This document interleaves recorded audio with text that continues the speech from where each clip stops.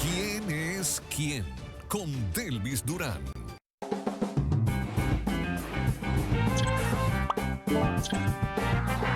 ¿Quién es quién? Con Delvis Durán. Muy buenos días, ¿quién es quién? Por Luna TV. Hoy es el lunes, inicio de la semana laboral.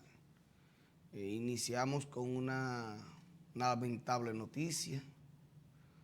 Murió ayer en un accidente, en una lancha, el secretario general de la Ruta F en Cienfuegos, Santiago Este, el legendario Percio Veras.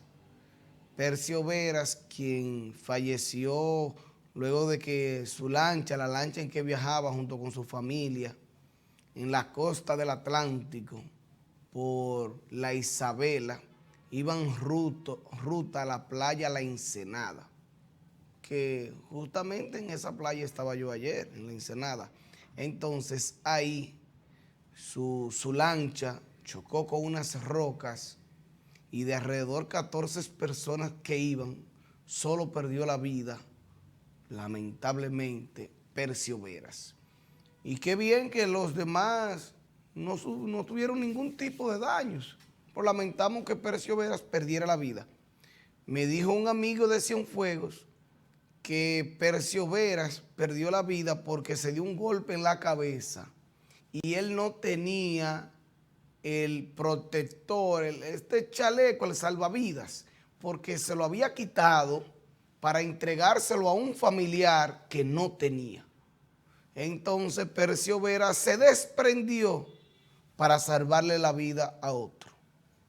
Aunque él no lo sabía en ese momento, que le podía ocurrir algo a su vida, él se desprendió y perdió la vida. Tal vez si Percio Veras no se quita el salvavidas, tal vez no le ocurre. Y lamentamos ese hecho. Hay mucha gente diciendo, y tienen razón, Percio Veras dio muchas galletas en Cienfuegos. Percio Veras dio mucha tabaná en Cienfuegos. Percio Veras agredió a mucha gente en Cienfuegos. Percio Veras agredió a muchos conductores de la Ruta F. Ahora bien, hay que también poner todo en su justo lugar.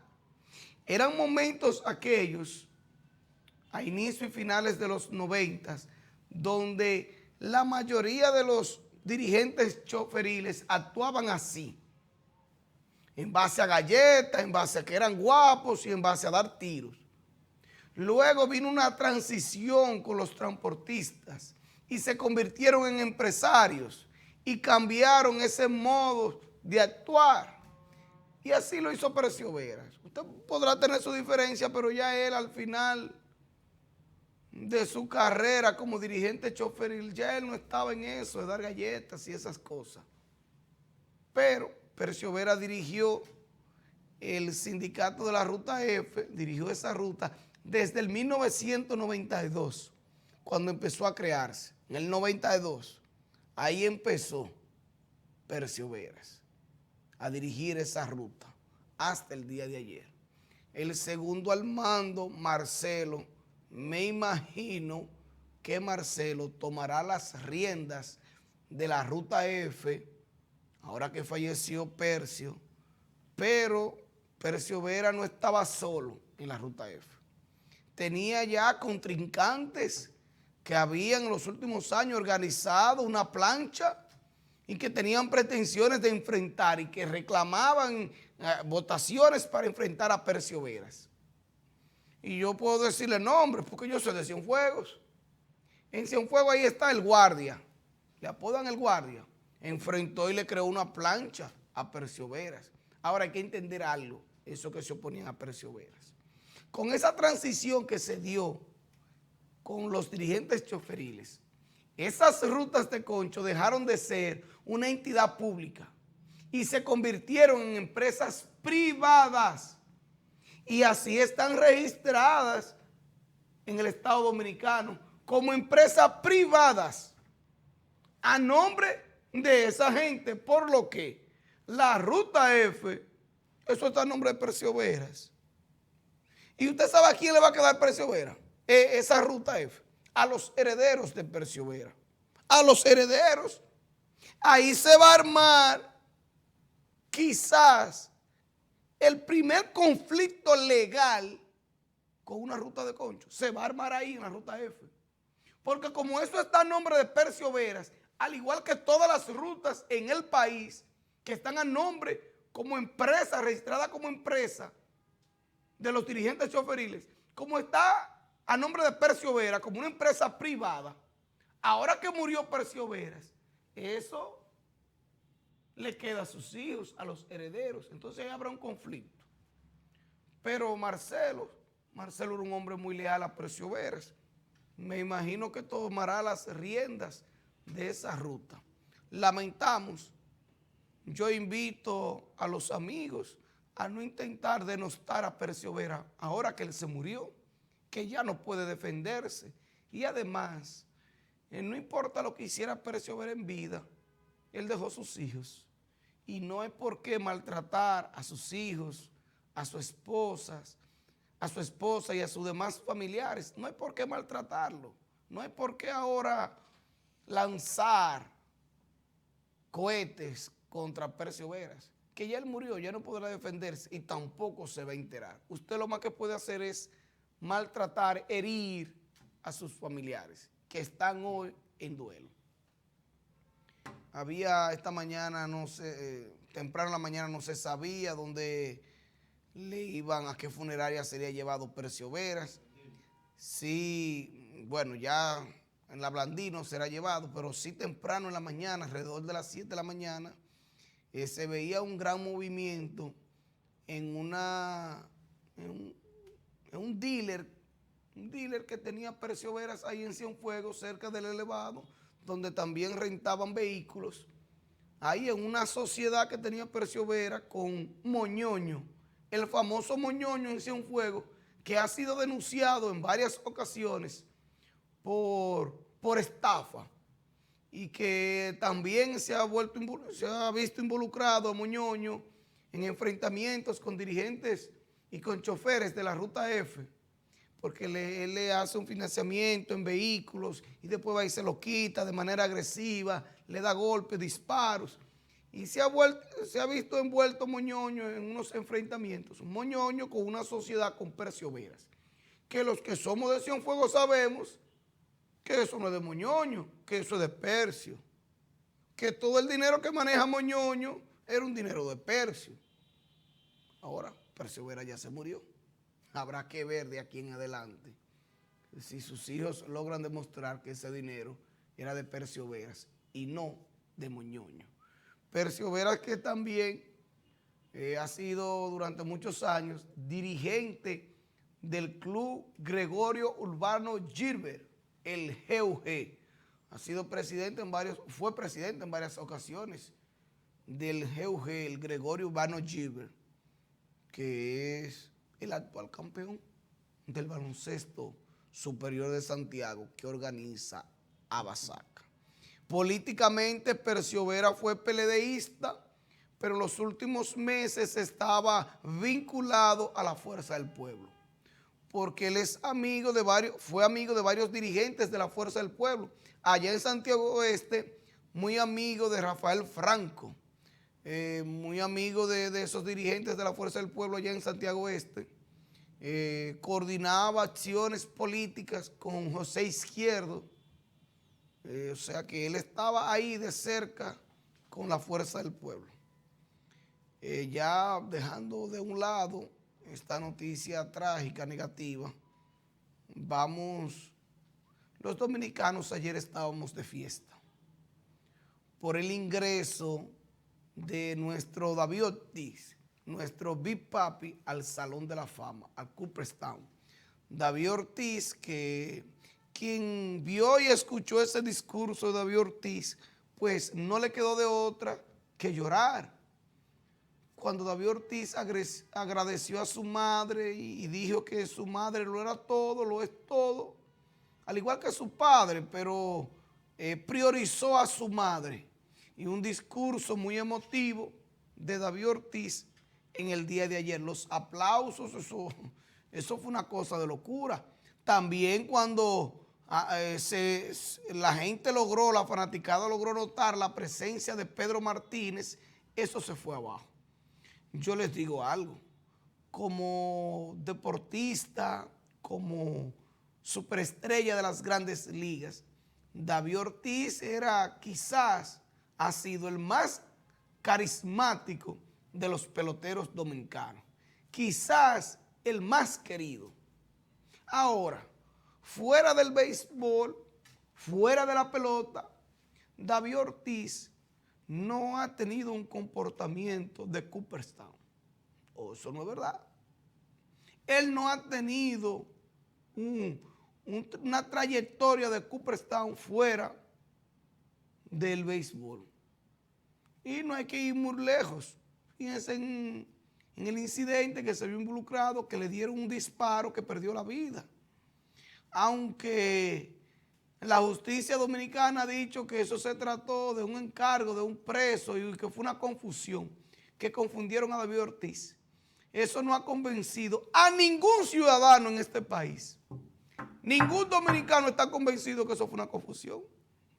Aquí cada dominicano está convencido que fue a David Ortiz que le fueron a disparar. Y fue a David Ortiz que lo fueron a matar. Y que eso aparenta ser que fue un lío de faldas. Porque es que a David Ortiz le gusta esto de la música urbana, le gustan las mujeres, le gusta andar en el medio, las discotecas. Y yo no creo que eso sea malo. Pero cuando tú eres una figura Cooperstown, cuando tú estás en ese sitial, pues tú tienes que tener cierto comportamiento. Yo no le pido a David Ortiz que se comporte como Pedro Martínez, que sí tuvo una trayectoria, una carrera, Cooperstown, quizás el mejor pelotero de la historia dominicana, Pedro Martínez. Ahora, cuando usted busca a Pedro Martínez fuera del play, fuera de la pelota, Pedro Martínez es todo un caballero. Pedro Martínez Pedro el Grande no tiene un puntito negro. Uno no tiene. No tiene uno Pedro Martínez. Entonces, ese sí es un Cooperstown. Dentro y fuera del terreno. Pero bien merecido David Ortiz. Nos lo gozamos todo ayer, esa gran ceremonia. Todavía yo ando difundiendo esas imágenes, esos videos. Todavía se me hizo la piel cuando veo ese video de David Ortiz llorando. Ahora, hay que también resaltar que él fuera de la pelota no ha sido un Cooperstown. Y ese asterisco él lo va a tener ahí. Pero él está joven todavía. Yo creo que él puede ir limpiando su imagen. Que se contrate una buena empresa de relaciones públicas. Que se contrate un asesor. Él tiene dinero, él puede hacerlo. Y que vaya haciendo ciertas actividades, que él está en eso, humanitarias, y que vaya insertándose a la sociedad y que deje eso de las discotecas y que deje eso con champeadoras, que andar con narcos y tirarse fotos con narcos, porque las hay.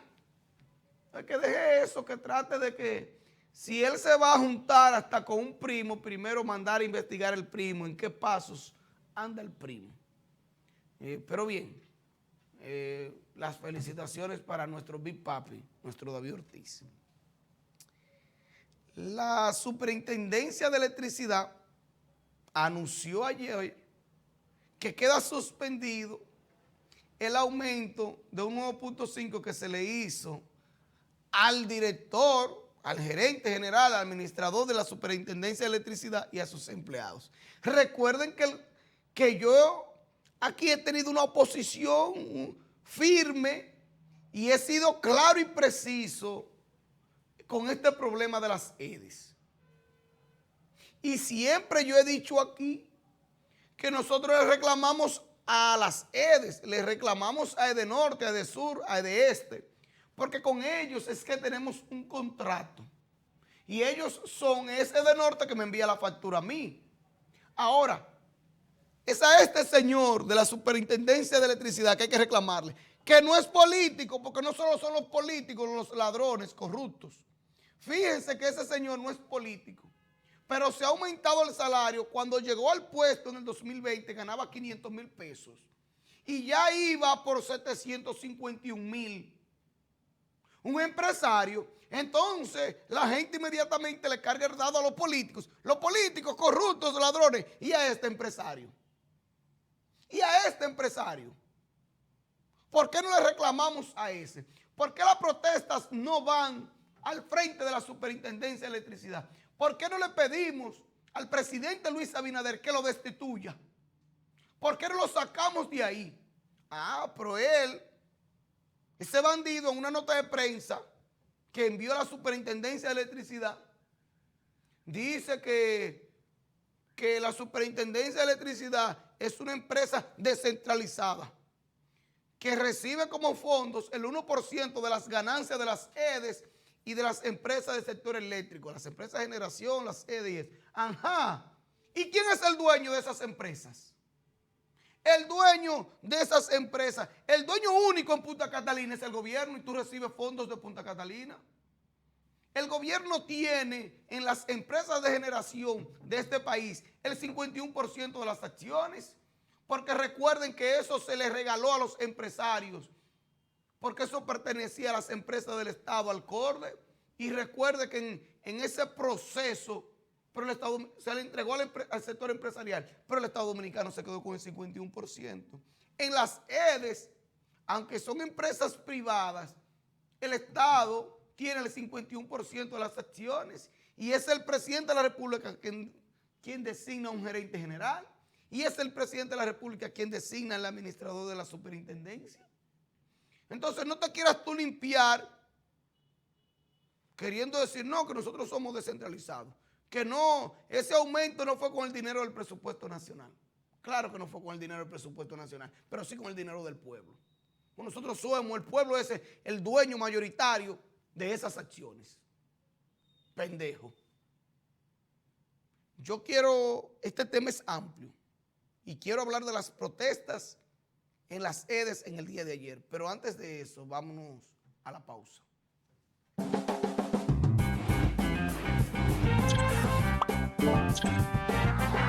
¿Quién es quién? Con